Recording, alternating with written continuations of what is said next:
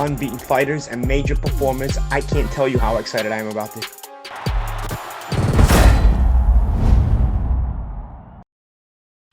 Right, this is Scotty Silver in association with MTK Global here for IFL TV. I'm here with the WBO middleweight champion of the world. It's only Mr. Billy Joe Saunders. How you doing, Joe? Scotty, mate. Not too bad, you? Good to see you. Yeah, and you? Yeah, right, got a few questions lined up. Also got a few questions, you probably saw it on Twitter yesterday, but opened it up to the fans as well. Yeah. First off though, how's your hand? Yeah, good. Starting back punching out of it now. Getting used to it. Physio and that. So it's all where I need to be. We're all on track. Brilliant. Before we get going, I've got to just touch on the interview James did with you, driving around the streets. Oh yeah, James. With a Lamborghini. James is the man though, isn't he? Better than Coogan, isn't he?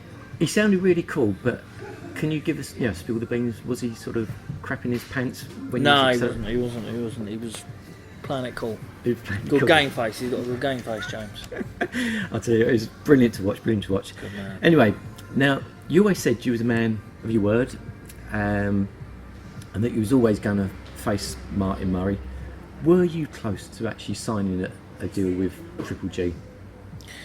Look, I mean, at the minute, everything's up in the air until later on today. But look, I'm willing to. Obviously, we're in boxing now. It's a very selfish sport, and I'm in it for the best scenario for myself and for my family. And obviously, that the Golovkin fight is for one, it's a mega money fight. For two, it's an absolutely super fight. And for three, it's a unification. And for four, I could make history. So, if that was to be the deal, then I would most definitely be taking the Golovkin fight. Yeah. But at the minute, with the Canelo thing here and today, it's a bit up in the air. But whatever happens, either way, that Martin Murray will most definitely get to fight me, or he definitely reap a reward somewhere. But in this game, you've got to take your chances. And I always said that, I want Golovkin when I'm good and ready.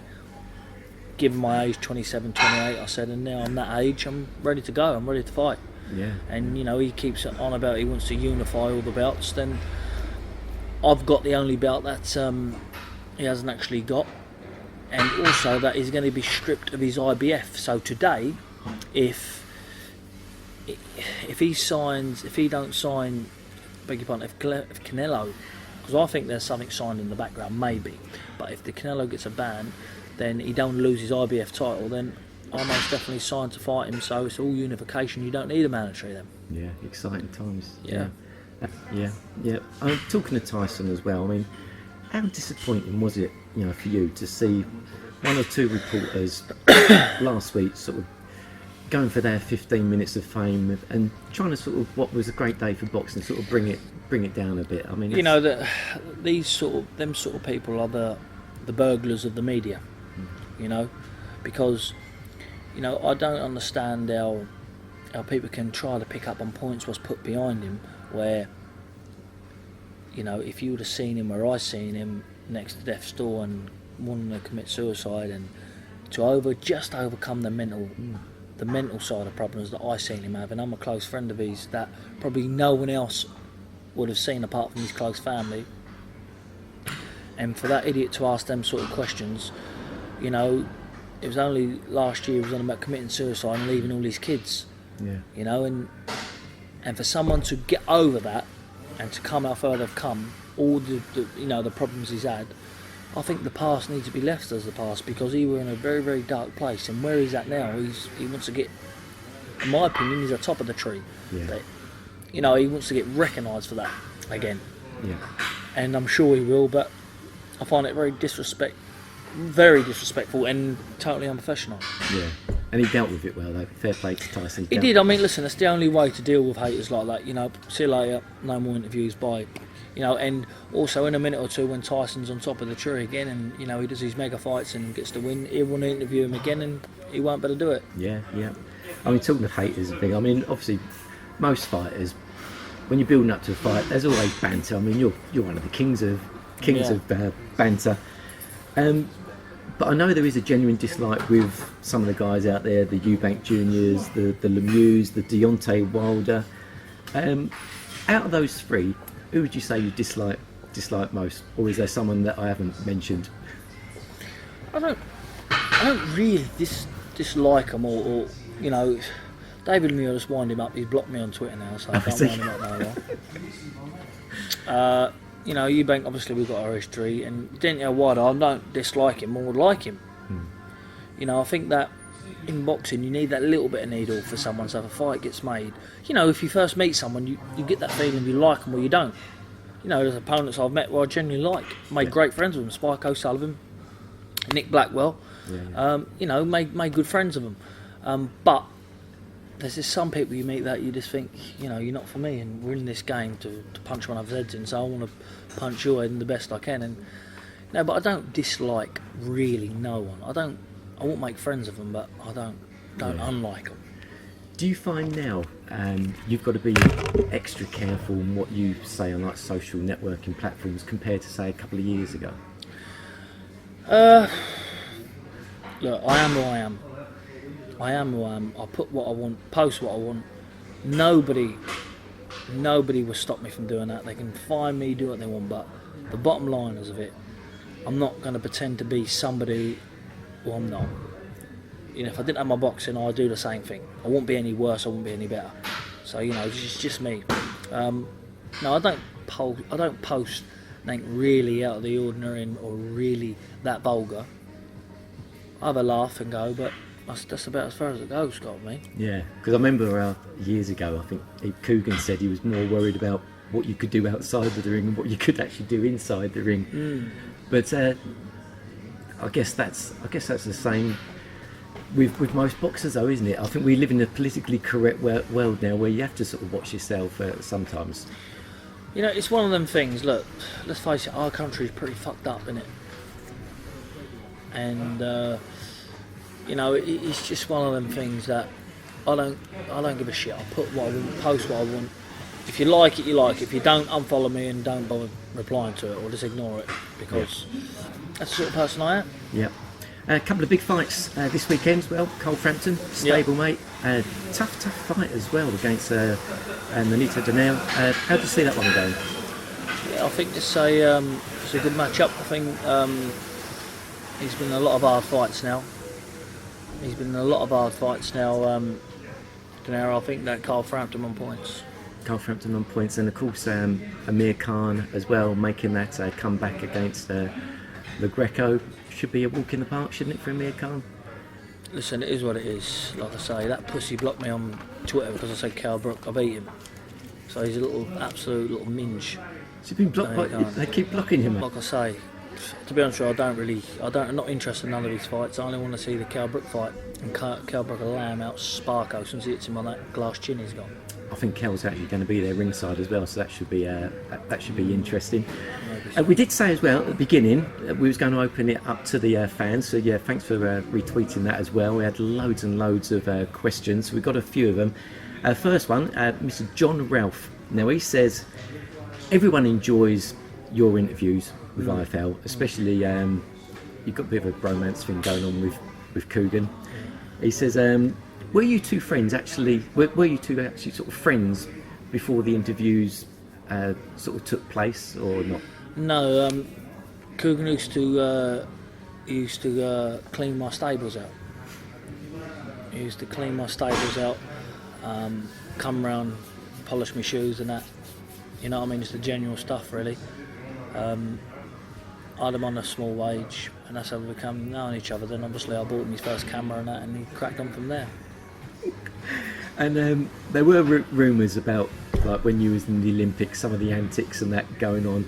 Can you shed a light on any of these stories? I mean, there were so many different like little rumours going around about funny things that had happened.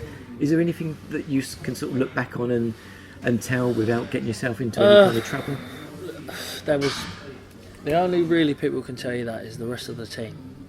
What happens amongst team members stay amongst team members. What stays in Rome? So I can't really say too much, but there was A lot. A few moments. A few moments, yeah. A few moments. Kayam's Strong, he says, coming from a traveller's background, you know, where fighting is part and parcel of normal life, family feuds often get sorted out with a bare knuckle fight. He said, if you actually called upon now to like represent your family, what would you sort of say or do in the situation that you are now with being like WBO middleweight champion of the world? Listen, I call them bum fights. Bum fights. You get these travellers making videos and challenging one another out on the things, all a load of shit. A load of fraggles. You know, there's one way and one way only that I'll be put in that situation, and I wouldn't care what stature I'm at. If someone went to hit me or got me face and hit me, then it's on. I don't care who they are, who I am. It's 100% on. But I'm more professional than that. I wouldn't really get involved in them bum fights unless anybody, not from. I'm talking all communities. If somebody who I've been brought up, if somebody hits me, you and back, and that's the only way. Okay. I'll have a rock and roll. Sex and drugs and sausage rolls. That's the way, yep. Joe Hill, he says, does it feel like Triple G has been avoiding you? You know, I don't think that he's avoiding me because he's scared. I think he's avoiding me because it could be bad for business. I think that, you know, let's face it, it's pointless sitting there and saying, oh, he's scared of me, because he's not scared of no one. He's proved that, he's boxed everyone, but he's not stupid. He knows he's not getting any younger. He knows that now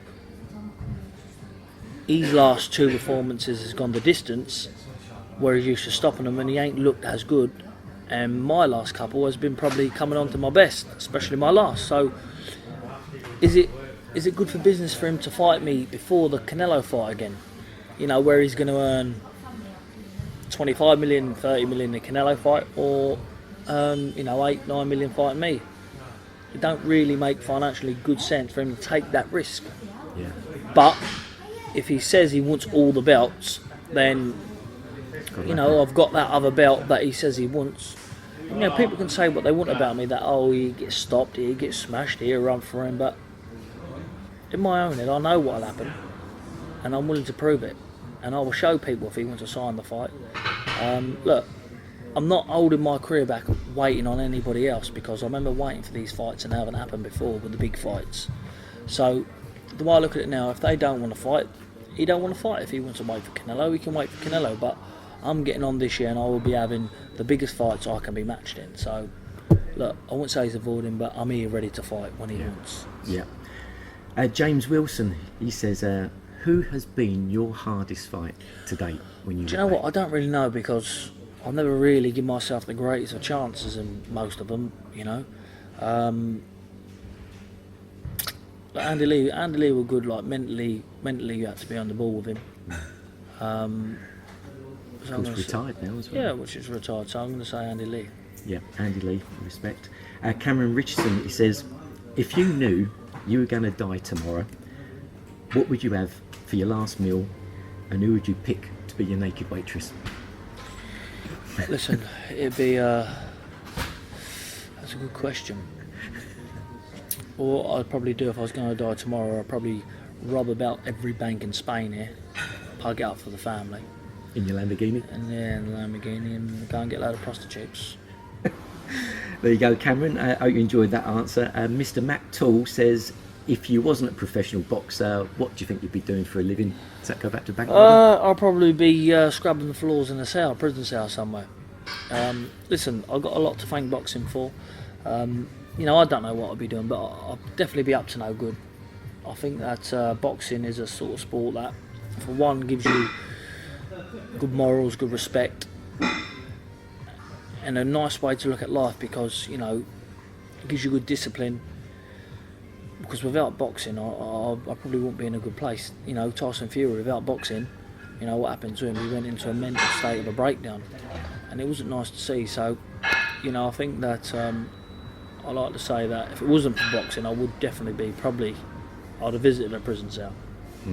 Okay, I've got a couple of questions to go. Lee Bent, he says, do you have any pre-fight superstitions, any like routines that you go through?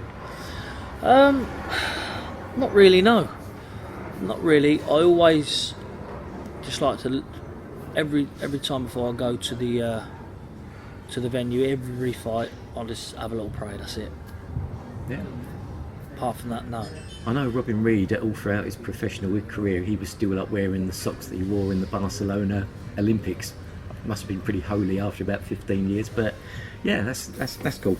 And lastly, Mr. Ben Will, he says, who's your favourite current boxer? And he wants to know who actually inspired you to start boxing all those years ago. My favourite boxer at the moment, look, Manny Pacquiao, but you know, I'd like to see him retired a few years ago now, but at the minute him.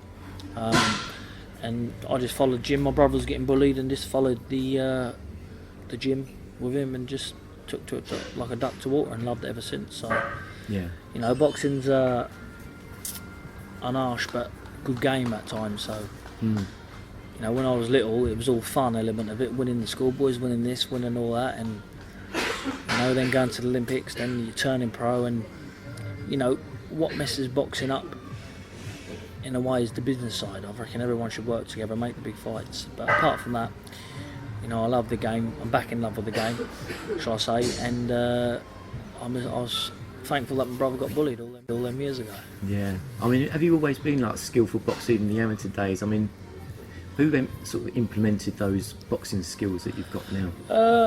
I had a trainer called Danny Hoy at the Chasm Boxing Club, and all respect to him because everything that you know, the style of boxing that I do, my boxing, he pushed that into my brains very, very young and continued that all the way to the Olympics, and I've just took it since. You know, it worked got me where I wanted to go there, and it's getting me quite far now. So, you know, these other trainers are adding bits, but he was the man who literally moulded me into who I am. Started all those years ago. So look, I had a good amateur record, 86 fights, 180. You know, I haven't been beat on home soil since I've been 12, 28 now, so you know, I hold a good stead there. I haven't been beat since 2008. I'm undefeated professional, so I'm happy with what I've done so far, and you know, I've achieved everything in my dreams that I've achieved. There's one more thing I want to do, and that's unify. Yeah. Before we go, Billy Joe Saunders, is there anything you would like to add to those fans out there? No, just listen, just like to say thank you for the ones that's obviously supported me and, you know, buys a ticket for their hard-earned money they go to work for. But for the haters out there and everyone who say that when this fight, if it gets made, me and Golovkin, that I'll get beat, then put your money on it. If it's that easy, put it on. Because one thing I know in my own head what I'm capable of. Everybody knows me on a personal note. Who knows me personally knows what sort of man I am. Let's see if he can beat me. Let's make the fight and get it on. Make it on. Billy Joe Saunders down here at the Ingle Gym in Fuerteventura once again. Thanks for giving your time to Thank IFL you, TV. Pell. Anytime. 3 rounds, 3 minutes, 3 fights. Unbeaten fighters and major performers. I can't tell you how excited I am about this.